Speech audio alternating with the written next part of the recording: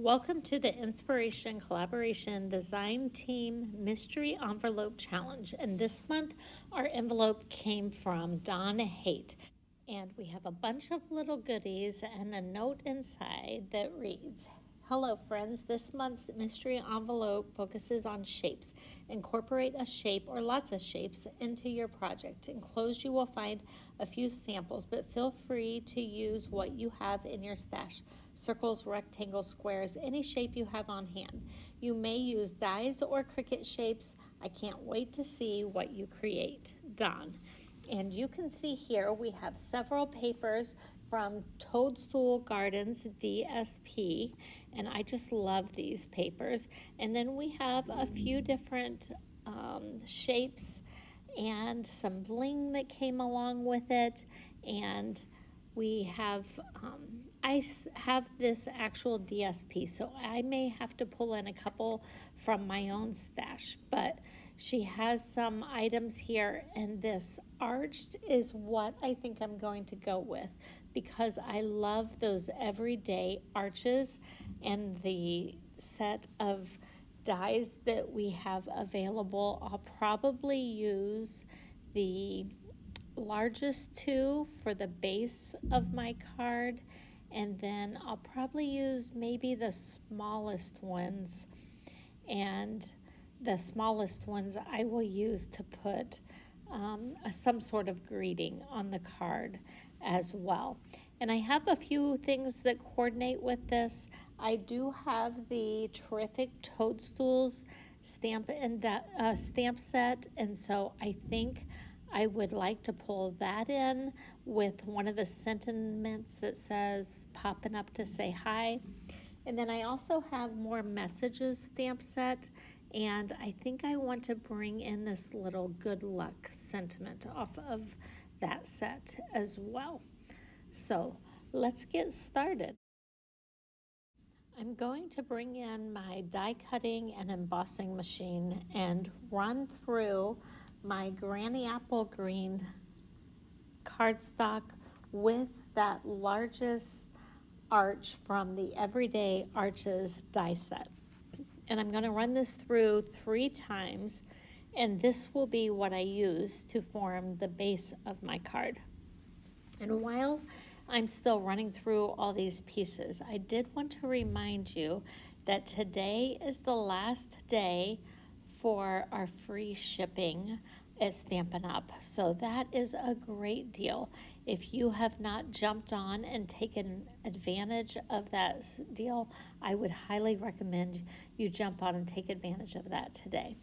The next thing I'm going to do is take in that second largest die, and I'm going to die cut these pieces from the DSP of the Toadstool Gardens.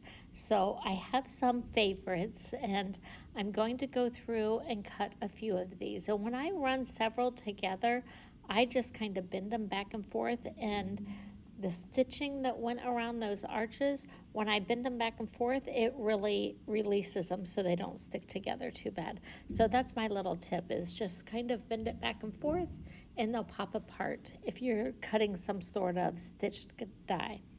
I am bringing in another stripe. I like that stripe so well that I think I want to use it twice on here. I'll use it once on the front and once on the back. It is absolutely a favorite of the just basic prints for this set for me. I just love it. I love that it shows all of the colors that are featured, and I think that's a great one to use. So I'll use it twice. And there's my last 3 pieces. And then I'm going to bring in, Don already sent us one arch that was cut, and I will use that. And then I'm going to bring in another arch that's just maybe a tad smaller than the one that she sent us. And I'm going to cut all of these from the paper that looks like it's wood grain, and I'm going to also cut those 2 smallest ones as well from that DSP that looks like a wood grain print, and those will be used for places where I can stamp sentiments or where you can write a little note inside the card. And then I think Melon Mambo is the color that she sent for an arch.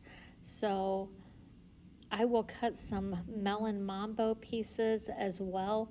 And I'll probably do that from the second and third smallest pieces, just so they can border the ones that are used for sentiments. So I'm laying my 3 largest arches out, and I was trying to decide which way I wanted to adhere them. I could put just a little piece of green cardstock between them to hold them together, but I think I'm just going to use some vellum. We don't really carry this plain vellum in our Stampin' Up! Line, but I have some in my stash. So I'm just figuring out approximately where I will need to score this. And I will score one of them, and this will run underneath some of those pieces of DSP that I put on there, and it's very soft and you won't see it very much.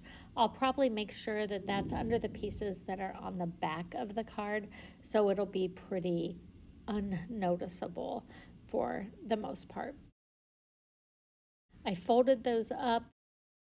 I'm going to wedge those between the different pieces, and then once I have them all in place, I can put some adhesive on there and I will have a card that's all one piece. So I'm going to bring in some of my glue, and I didn't realize which nozzle I had on this, and I think I got a little bit too much glue, but at least all of this will be hidden underneath the pretty DSP that I put on top. So it looks a little bit of a mess, but trust me, you aren't going to see it in the finished product. So I did go a little lighter on the next piece. I learned my lesson.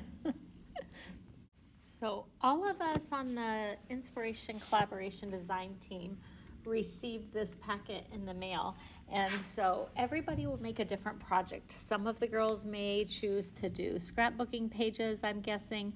I have wanted to make this card for quite some time, and I've just had so many projects going in my craft room that honestly I didn't get to it. So I'm finally getting to the card that I wanted to make, and it worked perfectly with the challenge that Dawn sent. So thank you, Dawn, for all of the goodies and for the challenge.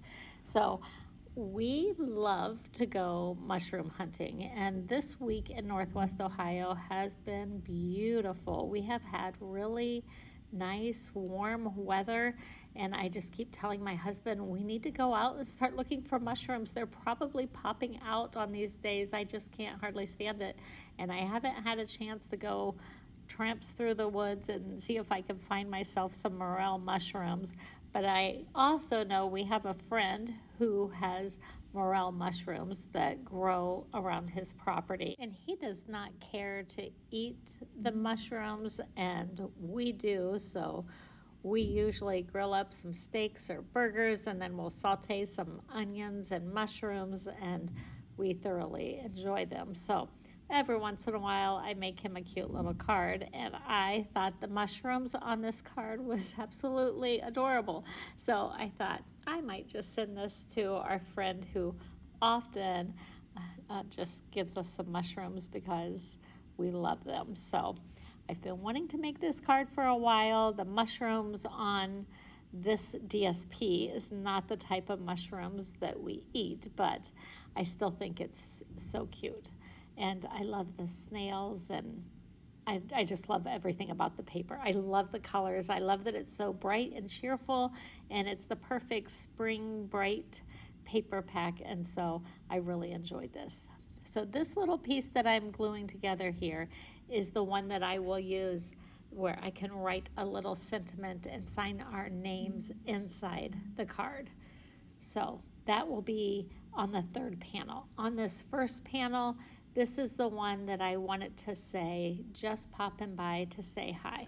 And I'm trying to decide, do I want the Granny Apple Green to be the one that I cut for around it, or do I want to have this Melon Mambo? I really think I would prefer the Melon Mambo. So I will go to my die cutting and embossing machine and cut that second and third smallest arch to go behind the first and second smallest arches that I cut from the wood grain print that I have. And this is where I will stamp my sentiments. So I bring in my terrific Toadstools stamp set, and I'm using my Melon Mambo Stampin' pad, and I'm going to stamp off "just popping by to say hi." And I thought that was a really cute little saying, and I think I can use this maybe with some popcorn and for some other things in the future. So stay tuned. Maybe I'll come up with some other good ideas for this particular little stamp that I think I can make it used in some other areas. And then I'm going to bring in the More Messages stamp set. Now, this is one huge stamp, and those dies all line up perfectly with those stamps. So it's one stamp. It's not a bunch of little stamps. So it will fit perfectly over these stamps. But I only want to use the one little sentiment that says good luck. Now, I peeled that off rather easily, and this is the suggestion that I have, or the little tip I have for you.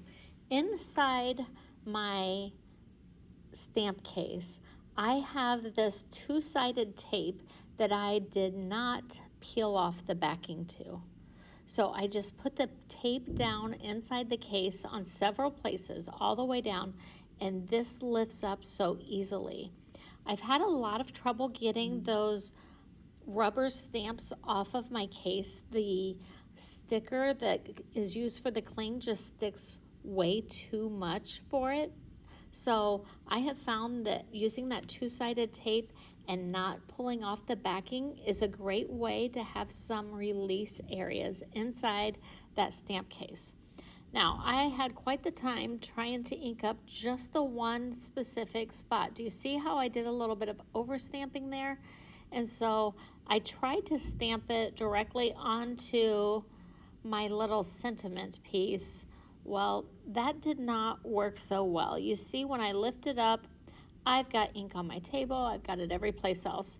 So I got a bigger piece of paper, and I just tried several times until I got it inked just perfectly, the place that I wanted. And then I went and recut that smallest arch once I had it stamped the way that I wanted.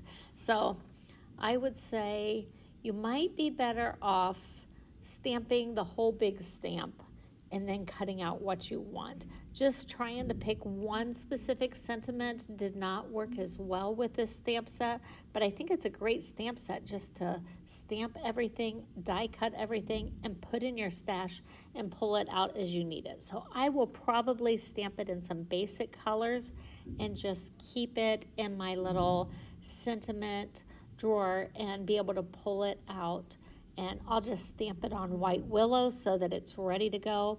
It would be also nice if you could stamp it on some basic black and then emboss the white embossing powder on it. It would look really sharp to put on cards that way. So here I'm putting on both of my sentiments for the first panel and the second panel. The second panel says good luck because, we all need some luck when we're going out mushroom hunting and trying to find what we're looking for and to find some nice big morel mushrooms. And so I'm just straightening this a little bit, putting it on there, and then I will add the next one. So I hope those tips help you for using that big More Messages stamp set and for also using those stamps and how to get them off of the cases.